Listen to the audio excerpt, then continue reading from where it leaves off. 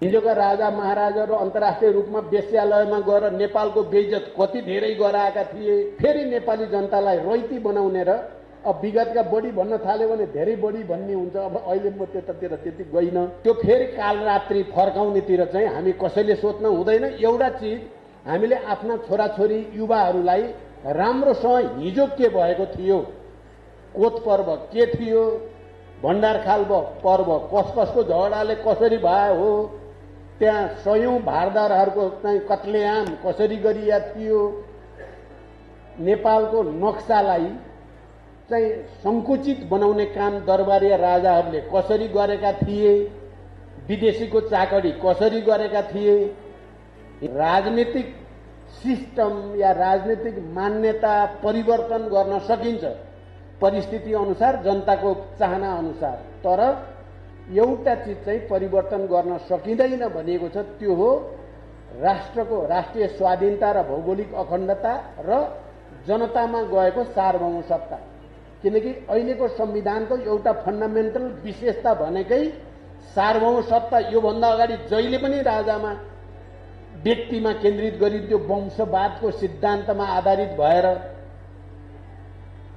नयाँ संविधानले भनेको कुरा के हो भने अब हामी सार्वभौम नेपाली जनता भनेर नेपाली जनतामा गएको सार्वभौम सत्ता परिवर्तन हुन सक्दैन संविधानत, र देशको राष्ट्रिय स्वाधीनता र भौगोलिक अखण्डता परिवर्तन हुन सक्दैन, बाँकी सबै परिवर्तन हुन सक्छ भनेर भनिएको छ।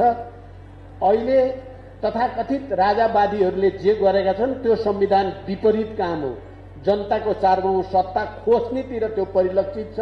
त्यहाँ जनतालाई फेरि एकचोटि रैती बनाउने उद्देश्यद्वारा त्यो प्रेरित छ। त्यसलाई कुनै हालतमा सफल हुन दिइने पनि छैन। मलाई लाग्छ नेपाली जनता त्यसमा पनि संघीयता र पहिचानका पक्षधर उत्पीडित सबै वर्ग समुदाय जसले यो संविधानको निम्ति सबभन्दा धेरै कुर्बानी गर्यो, बलिदान गर्यो, त्यो वर्ग र समुदायको बढी जिम्मेवारी छ यसको रक्षा गर्ने। फेरि नेपाली जनतालाई रैती बनाउने र अब विगतका बढी भन्न थाल्यो भने धेरै बढी भन्ने हुन्छ। अब अहिले म त्यतातिर त्यति गइन।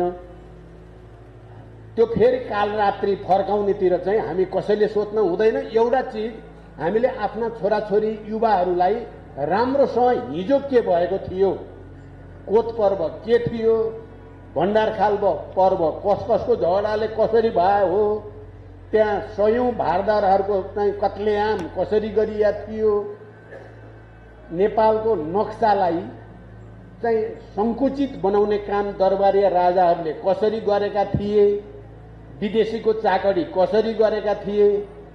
हिजोका राजा महाराजाहरू अन्तर्राष्ट्रिय रूपमा वेश्यालयमा गएर नेपालको बेइज्जत कति धेरै गराएका थिए। यही अस्ति भर्खरै कलकत्तामा बेइज्जतै गरेर जवाहरलाल नेहरूले तिमीहरूको राजाले त बेइज्जतै गर्यो, छिटो फर्काऊ भन्न पर्ने त्यो स्तरको कसले गरेका थियो।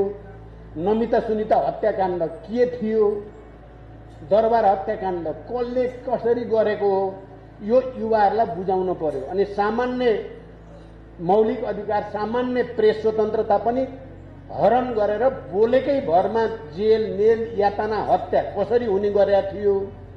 यो सबै कुरा युवाहरूलाई बुझाउने जिम्मेवारी तपाईँ हामी सबैको छ।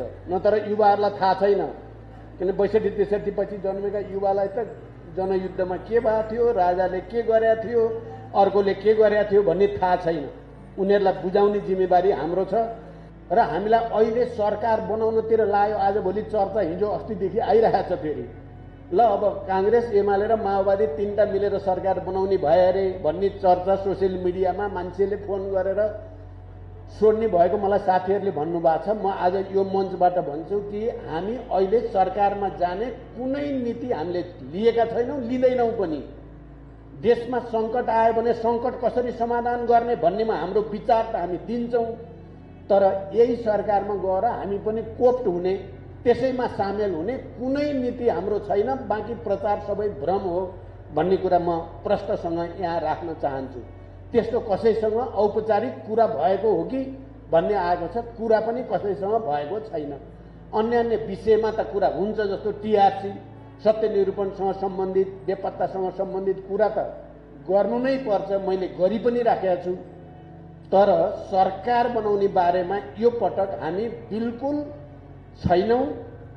फेरि हामीले राम्रो गर्न खोज्दा खोज्दै यहाँहरूलाई पनि थाहा छ हामीले भ्रष्टाचारका विरुद्ध एउटा अभियान अगाडि बढाउँदै हामीले सामाजिक न्यायको पक्षमा केही राम्रा सुरुवात गर्दै हामीले आर्थिक सङ्कटबाट देशलाई बचाउन अगाडि बढ्दै भ्रष्टाचारीलाई बचाउने उद्देश्यले बनेको सरकार भएको हुनाले यो सरकारप्रति हाम्रो सुरुमा नै एउटा ठूलो विमति भएको छ।